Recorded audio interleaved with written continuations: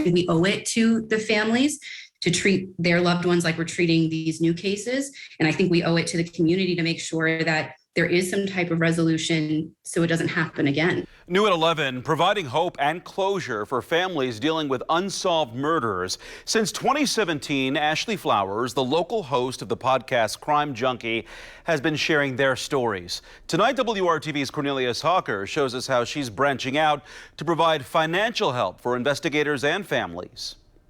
Her voice is familiar to millions of people. Hi, Crime Junkies.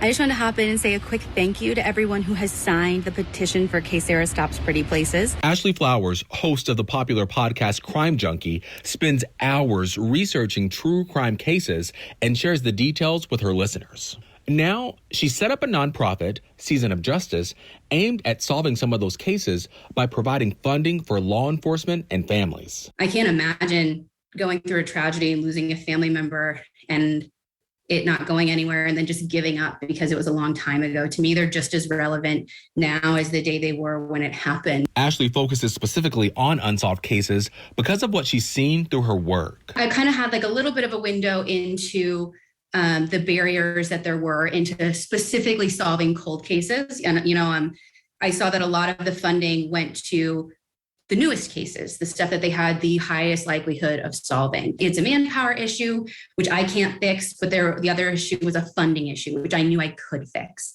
I knew I could find the funds, and I just needed a way to get it into the right hands through the appropriate channels. Season of Justice has already provided $226,000 in grants toward 31 unsolved cases. Some of that money is going to an unsolved case IMPD Homicide Branch Commander Captain Roger Spurgeon is hoping to solve. We've got some scene DNA that we're trying to match to a particular suspect, and it's not a straight line to get there. The grant from Season of Justice is helping fund advanced DNA technology work, something that isn't normally included in budgets for police departments. It's a very time-consuming and expensive proposition to try, and it's not been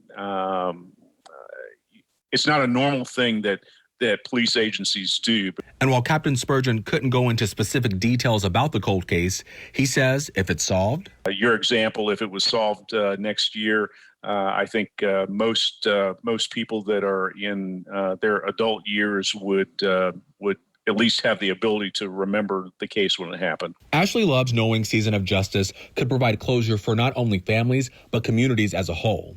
She hopes the work she's doing with this nonprofit and her podcast inspire others to make a difference where they live. I would love for the people out there who are like me to recognize that there's something that they can do. You don't have to be the cold case detective to find a way to make a difference. We've harnessed our audience to send, sign petitions, to send letters to, government agencies and people in power to make like real change. Cornelius Hocker, WRTV.